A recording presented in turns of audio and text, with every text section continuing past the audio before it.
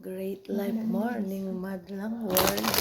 Ito, bago magsimula ang ating malamig na morning, mag-barley ang grass muna tayo, Madlang World. Kahit saan tayo magpunta, may baon tayo. Barley for our good health. Correct. Paglibot ko tayo. Great Life Morning Madlang World. Ayan, barley morning. Bagong gising ang Indora, hindi pa tayo nag-ilamos pero kailangan natin magpainit muna ng sikmura. Ayan.